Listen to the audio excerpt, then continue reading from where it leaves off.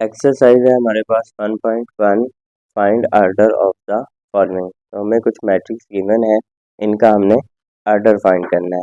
तो ये एमसीक्यूज के हवाले से आपके क्वेश्चन है क्लास, इनको आपने अच्छी तरह से समझ लेना है। ए मैट्रिक्स है हमारे पास 2, 3, -5 एंड 6 है। अब जो इसकी हॉरिजेंटल लाइंस हैं वो हमारे पास रोज होती हैं और जो वर्टिकल लाइंस हैं वो हमारे पास कॉलम्स होते हैं।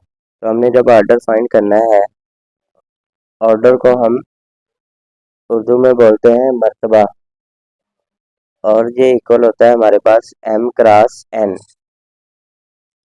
अब ऑर्डर हमारे पास m क्रॉस n, तो इसमें हमारे पास एक रो ये है और एक रो ये है, यानी कि इसके अंदर हमारे पास 2 रोज हैं, फिर एक कॉलम ये है और एक कॉलम ये है, और इसमें हमारे पास 2 कॉलम्स हैं।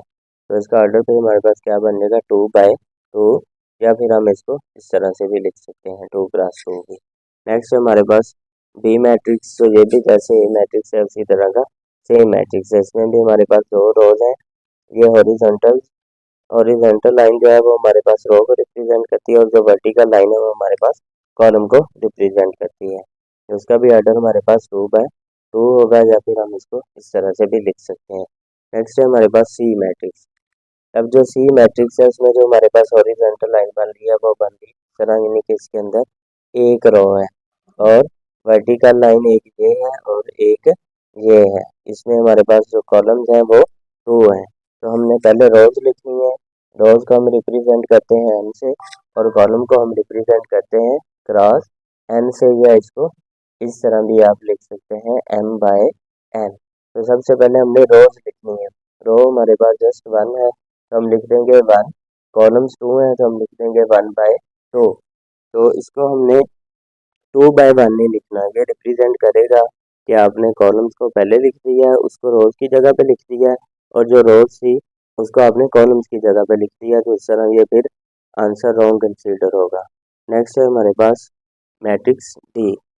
अब इसमें एक हॉरिजॉन्टल लाइन ये है, एक लाइन ये है और एक लाइन ये है, तो टोटल ये 3 लाइंस है।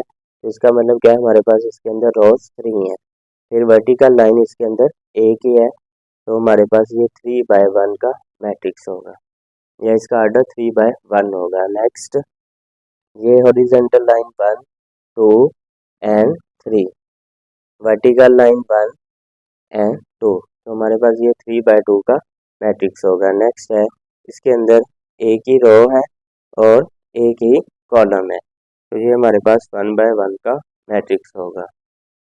मैट्रिक्स जी है हमारे पास एक रो ये, एक ये और एक ये, तो इसमें 3 रोज हैं या 3 इसमें कतारें हैं, एक कॉलम फिर दूसरा कॉलम और फिर तीसरा कॉलम, इसमें 3 ही कॉलम है, तो इसका फिर ऑर्डर आ जाएगा या मर्तबा आ जाएगा हमारे पास 3/3। नेक्स्ट है मैट्रिक्स एच। इसमें एक रो ये है, एक रो ये है, तो इसमें 2 कतारें हैं या 2 रोज हैं और एक कॉलम, 2 कॉलम और तीसरा कॉलम, इसमें 3 कॉलम है, तो इसको हम लिख देंगे 2/3। नेक्स्ट है हमारे पास question number 2, which matrix are equal. तो कुछ मैट्रिक्स हमें गिवन है, हमने इनमें से बताना है कि कौन से मैट्रिक्स हमारे पास इक्वल है। इक्वल मैट्रिक्स के लिए 2 हमारे पास कंडीशन का पूरा होना लाजमी है। एक तो जो 2 मैट्रिक्स हैं उनका ऑर्डर सेम हो और दूसरा कोरस्पॉन्डिंग एलिमेंट्स से सेम हो। अब जैसे ए मैट्रिक्स है और सी मैट्रिक्स है, अगर हम सी को थोड़ा सा सॉल्व करें तो ये हमारे पास 5 - 2 आंसर आ जाएगा 3। अब देखें ए मैट्रिक्स का जो ऑर्डर है वो भी 1/1 है, यानी इसके अंदर एक ही कतार है और एक ही कॉलम है। इसी तरह जो सी मैट्रिक्स है उसके अंदर भी एक ही कॉलम है और एक ही कतार है, तो दोनों का हमारे पास ऑर्डर सेम है और कोरस्पॉन्डिंग एलिमेंट्स यानी इसमें भी 3 है और इसमें भी 3 है, तो ये दोनों इक्वल मैट्रिक्स हैं। तो हमारे पास A and C are equal matrix, and C are equal matrix होगा। फिर उसके बाद अब देखें डी मैट्रिक्स है और डी मैट्रिक्स है, तो इसका ऑर्डर है इसका ऑर्डर है हमारे पास 1/2, फिर डी मैट्रिक्स का भी ऑर्डर है हमारे पास 1/2, लेकिन जो करस्पॉन्डिंग एलिमेंट्स हैं वो सेम नहीं है। 3 5 है और 5 3 के साथ मैच नहीं कर रहा, तो इसका मतलब है ये दोनों हमारे पास इक्वल नहीं होंगे। अब बी मैट्रिक्स है और अगर हम आई को देखें तो ये 3 + 2 को सॉल्व करें तो हमारे पास क्या बन जाएगा 5। अब देखें 3 3 के साथ इक्वल है, फिर 5 5 के इक्वल है। हमारे पास जो बी और आई मैट्रिक्स होंगे ये भी आपस में इक्वल होंगे। तो इसको हम इस तरह भी लिख सकते हैं बी इक्वल आई। फिर उसके बाद अब ई मैट्रिक्स है हमारे पास 4 0 6 2। तो एच मैट्रिक्स है हमारे पास 4 0 6 2। करस्पॉन्डिंग एलिमेंट्स सेम है। फिर ये भी 2x2 का मैट्रिक्स है, इसमें यानी कि 2 कतारें और 2 कॉलम है। फिर ये भी 2x2 का मैट्रिक्स है, इसमें 2 रोज हैं और 2 ही कॉलम्स हैं। जिसका मतलब है ई और एच भी हमारे पास इक्वल मैट्रिक्स हैं। तो यहाँ पे हम लिख देंगे E and H R equal. फिर उसके बाद ये 3 - 1 आंसर क्या आ जाएगा हमारे पास 2। फिर 3 + 2 आंसर क्या आ जाएगा हमारे पास 6। तो यहाँ पे अगर हम जी को सॉल्व करके लिखते हैं ये 2 आ जाएगा, ये हमारे पास 6 आ जाएगा। अब देखें एफ और अगर हम जी को चेक करें तो एफ का जो ऑर्डर है हमारे पास वो इसमें 2 रोज है और 1 कॉलम है। ये 2x1 है, इसमें भी 2 रोज और 1 कॉलम, ये भी 2x1 है। यानी कि पहली कंडीशन पूरी होगी, दोनों का ऑर्डर या मर्तबा हमारे पास सेम हो गया। अब करस्पॉन्डिंग एलिमेंट्स हमने चेक करने हैं। ये देखें 2 2 के इक्वल है, फिर 6 6 के इक्वल है। तो इसका क्या मतलब है हमारे पास एफ और एच एफ और जी भी हमारे पास इक्वल मैट्रिक्स है। तो क्वेश्चन नंबर सेकंड में हमने यही बताना था कि कौन से हमारे पास इक्वल मैट्रिक्स हैं, वो हमने बता दिया। अब हम क्वेश्चन 3 को सॉल्व करते हैं। Find values of A B C and D which satisfy the matrix equation. तो हमने ए बी सी डी की वैल्यू फाइंड करनी है। ए प्लस सी, फिर A plus 2 B, C -1 4 D -6 equal है 0 -7 3 एंड 2 डी 2 डी। अब ये जो इक्वल साइन है इसका क्या मतलब है, ये जो पहली वैल्यू है ये इसके इक्वल है, ये जो दूसरी वैल्यू है ये इसके इक्वल है, फिर ये जो तीसरी वैल्यू है वो इसके इक्वल है, ये चौथी जो वैल्यू है वो इसके इक्वल है। तो सबसे पहले हम इसकी इक्वेशन बना लेंगे। ए प्लस सी इक्वल 0, फिर ए प्लस 2 बी इक्वल -7, फिर सी -1 इक्वल 3, फिर 4 डी -6 इक्वल 2 डी।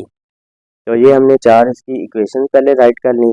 अब सबसे पहले हम क्या करेंगे, अगर हम ए और सी को सॉल्व करते हैं तो हमारे पास किसी की भी वैल्यू नहीं आएगी।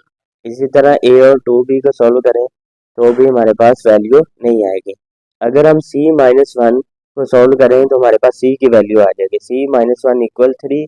अब यहाँ पे ये -1 है, जब इक्वल की दूसरी साइड पे लेके इसको जाएंगे तो ये प्लस का 1 हो जाएगा। तो ये हमारे पास बन जाएगा c इक्वल 3 + 1 4। तो c की वैल्यू अब हमारे पास आ गई है। अब जो c की वैल्यू है इसको हम इक्वेशन नंबर 1 में पुट करके हम a की वैल्यू फाइंड कर सकते हैं। Put c equal 4 in equation 1। Equation 1 है हमारे पास a प्लस सी, तो c की जगह पे 4 पुट कर दिया। ये 4 इधर प्लस का है, जब इक्वल की दूसरी साइड पे इसको लेके आएंगे तो ये माइनस का हो जाएगा। a इक्वल हमारे पास आ जाएगा -4। अब हमारे पास दो वैल्यूज आ गई a और c की। अब जो a की वैल्यू है ये हम इक्वेशन नंबर 2 में पुट कर सकते हैं। इक्वेशन नंबर 2 है हमारे पास a + 2b इक्वल -7। अब a की क्या वैल्यू है हमारे पास -4 + 2b इक्वल -7। अब -4 है, जब इसको इक्वल की दूसरी साइड पे लेके जाएंगे तो ये प्लस का 4 हो जाएगा। 2b इक्वल -7 + 4, आंसर आ जाएगा हमारे पास -3। तो 2b इक्वल -3। अब b हमने फाइंड करना है, ये 2 इधर मल्टीप्लाई हो रहा है, जब इक्वल की दूसरी साइड पे जाएगा तो ये डिवाइड हो जाएगा। तो हमारे पास आंसर आ जाएगा b का -3/4।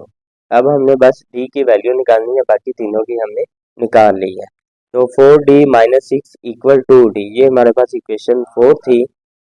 अब इस 2d को हमने इधर लेके आ जाना है, तो ये माइनस का हो जाएगा, ये माइनस का 6 है, इसको जब इधर लेके आएंगे तो ये प्लस का 6 हो जाएगा। 4d - 2d, आंसर आ जाएगा हमारे पास 2d। 4 - 2 आंसर आ जाएगा 2। 7d equal 6। अब ये 2 इधर मल्टीप्लाई हो रहा है, जब इक्वल की दूसरी साइड पे लेके जाएंगे तो ये डिवाइड हो जाएगा। तो d इक्वल 6/2। 2 1 ज़ा 2, 2 2 ज़ा सॉरी 2 3 ज़ा 6। तो हमारे पास d की वैल्यू आ जाएगी 3। अब हमारे पास जो a b c और d की वैल्यूज आई हैं, अब हमने इसको ये जो मैट्रिक्स है हमारे पास ये वाला, इसके अंदर हमने पुट करना है इनको, और फिर देखना है कि इसका भी आंसर 0 आना चाहिए, फिर इसका आंसर हमारे पास -7 के इक्वल आना चाहिए। इधर भी -7 हो, इधर तो -7 है, फिर इसका आंसर 3 आना चाहिए। इसी तरह इसका आंसर हमारे पास 2D के इक्वल आना चाहिए। तो अब हम वैल्यूज रिप्लेस करते हैं। सबसे पहले है हमारे पास a प्लस सी, तो a की वैल्यू है हमारे पास -4 और c की वैल्यू है हमारे पास +4। फिर अगला है हमारे पास a प्लस 2b, a की वैल्यू है -4 प्लस 2, b की वैल्यू है -3/2, वो हमने इधर रिप्लेस कर दी। फिर है c -1, c की वैल्यू है 4 और साथ -1 है तो -1 लिख दिया। फिर उसके बाद 4d है 4, डी की वैल्यू 3 है तो वो उधर रिप्लेस की, फिर साथ -6 लिख दिया। अब देखिए -4 + 4 आंसर आ गया 0। फिर ये 2 2 से कैंसिल हुआ, -4 एंड -3 आंसर आ गया -7। फिर 4 -1 आंसर आ गया 3। फिर 4 × 3 आंसर आया 12, 12 - 6 आंसर आया प्लस का 6, क्योंकि प्लस वाली जो वैल्यू है वो हमारे पास बड़ी वैल्यू है। तो अब देखें 0 = 0, फिर -7 = -7, फिर 3 = 3। अब ये 6 आ रहा है जो 2d है, अगर हम यहाँ पे d की वैल्यू रिप्लेस करें 3 तो ये भी 6 के इक्वल आ जाएगा हमारे पास। तो ये सारी वैल्यूज अब हमारे पास सेम आ गई हैं।